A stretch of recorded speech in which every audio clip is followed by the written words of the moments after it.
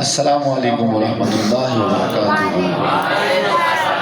علی محمد صاحب یہاں ادھر بیٹو قائم کے پیچھے۔ اچھا بیٹا توجہ کرو۔ اب یہ بتاؤ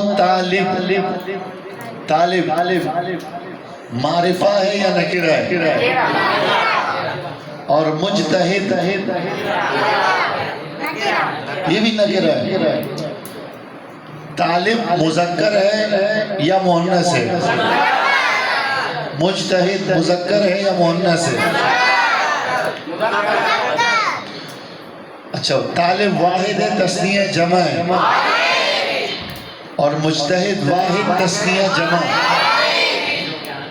تو اب آپ دیکھو طالب یہاں دونوں یہ ہے، دونوں یہ ہے اور دونوں،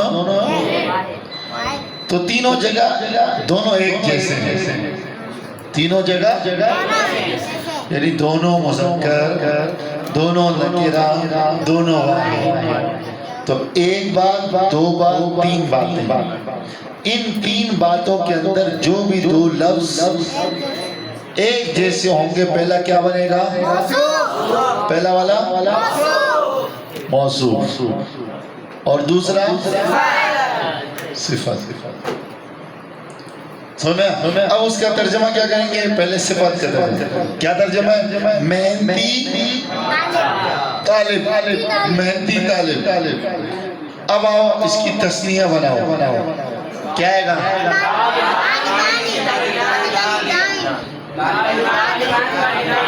جی جیسا موصوف ویسا صفت۔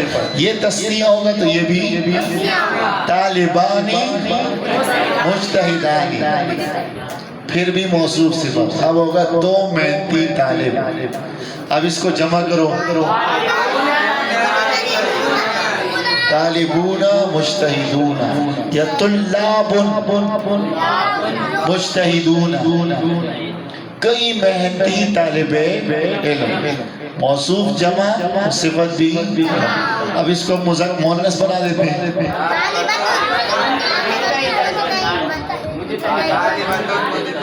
سمجھ؟ یا مؤنث ہوگا یہ بھی، طالبۃ مجتہدۃ، ایک محنتی طالبہ۔ تثنیہ بناؤ،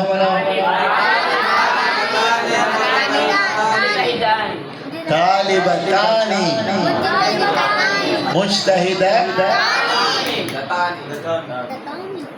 دو محنتی طالبہ ہیں۔ اب اس کو جمع بناؤ،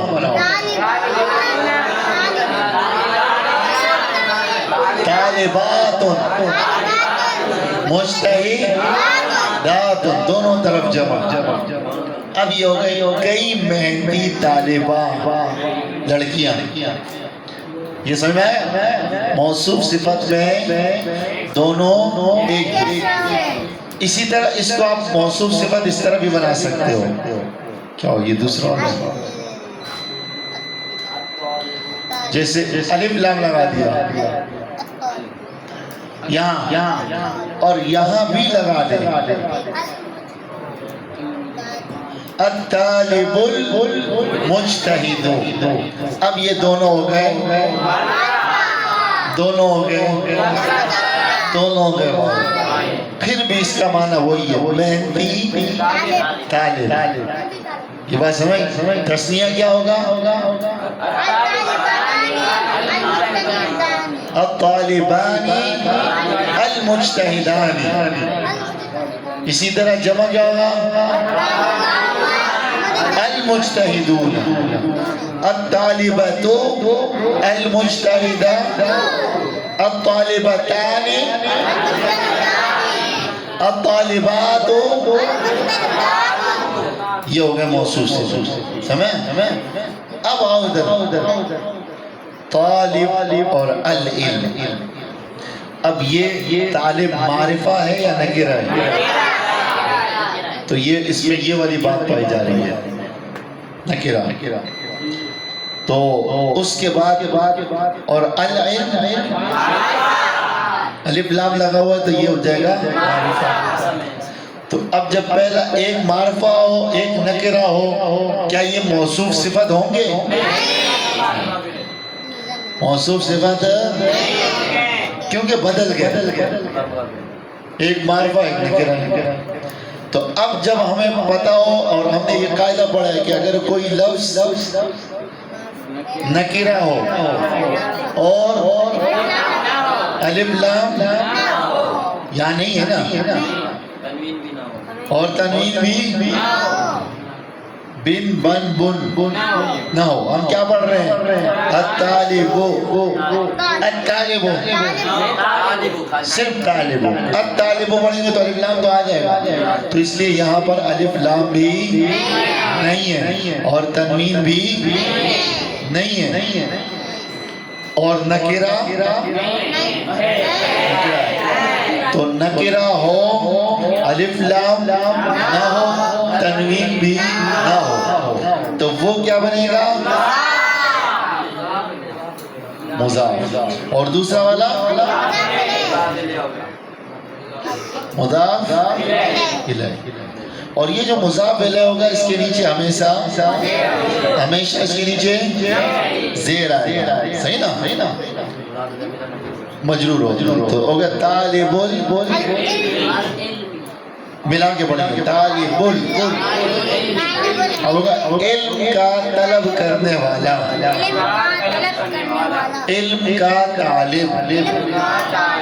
اب یہ موصوف اور یہ صفت ہے یا نہیں ہے؟ تو بتا صفت موصوف صفت ہے نہیں ہے؟ ہاں مضاف الیہ. ایسے نا ابھی بھی تم میں نشے میں ہو کہ بھئی یہ موصوف صفت ہے. یہ کیا ہے؟ یہ مضاف ہے. کیا نشانی ہے مضاف کی؟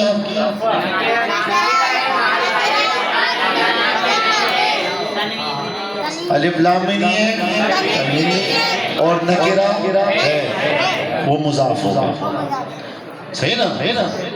اب اس کا ترجمہ کیا کریں گے؟ علم کا طالب. تو اس کا بھی الٹ ترجمہ ہے اور اس کا بھی محنتی طالب. محنتی ہونا یہ اس کی صفت ہے اور یہاں پر علم کا طالب ہے نا، تو یہ مضاف الیہ. اب آپ آئیں الطالب اور مجتہد، ان دونوں کو دیکھو. الطالب معرفہ نکرہ ہے، معرفہ ہے تو یہ والا ہو گیا. اور مجتہد نکرہ ہے، یہ والا ہو گیا. اب دونوں ایک جیسے ہیں.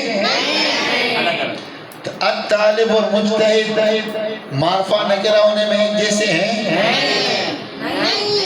کیا ہے؟ مختلف ہے. پہلا والا دوسرا والا. تو جب بھی ایسا ہو کہ پہلا والا دوسرا والا، تو یہ کیا بنے گی؟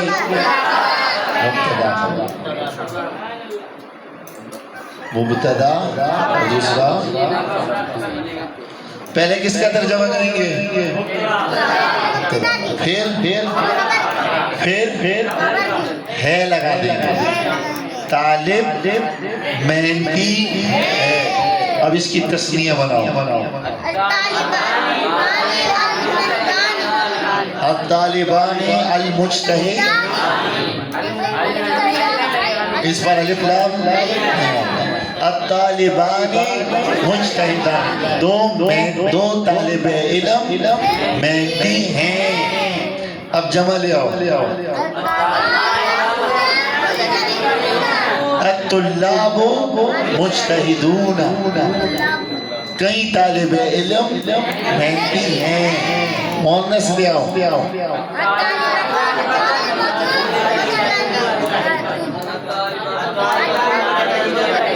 ہاں یہ مؤنث تو یہ بھی الطالبۃ مجتہدۃ. اسی طرح تثنیہ لے آؤ. مجتہد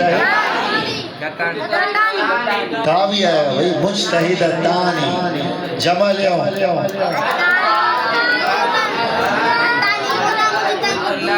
الطالبات مجتہدات، کئی طالبائیں محنتی ہیں. یہ سمجھ میں نہیں آیا؟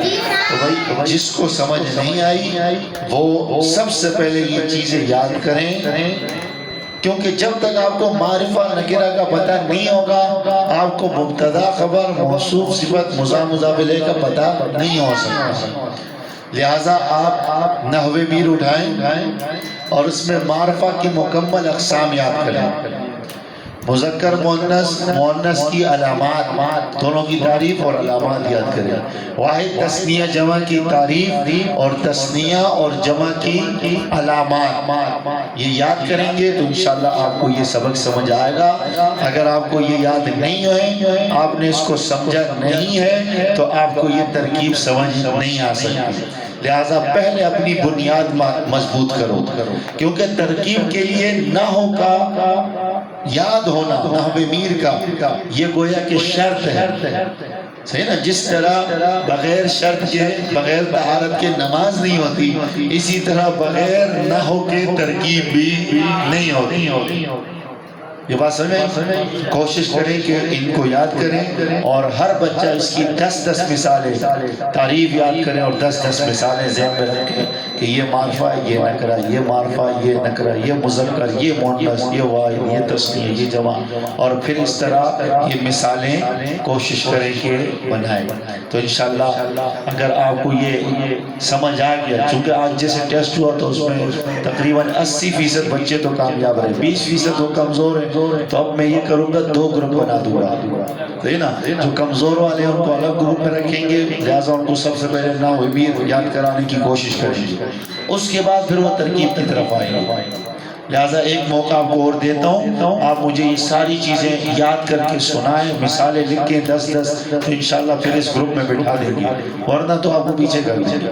اور اس کے بعد انشاءاللہ ہم جو طریقہ جدیدہ کا تیسرا حصہ ہے اس کو انشاءاللہ شروع کر دیں گے، اس کو پڑھیں گے، زبر زیر اعراب کا بتائیں گے، ترکیب بھی ساتھ میں چلائیں گے، تو انشاءاللہ آپ کی ترکیب اور عبارت بہتر ہو جائے گی۔ چلیں اب کون آئے گا سمجھانے کے لیے؟ حضرت صاحب اس کو بند کر دو نا، یہ ناراض ہو جائے گا، اتنا تو ظلم نہیں کرو یار۔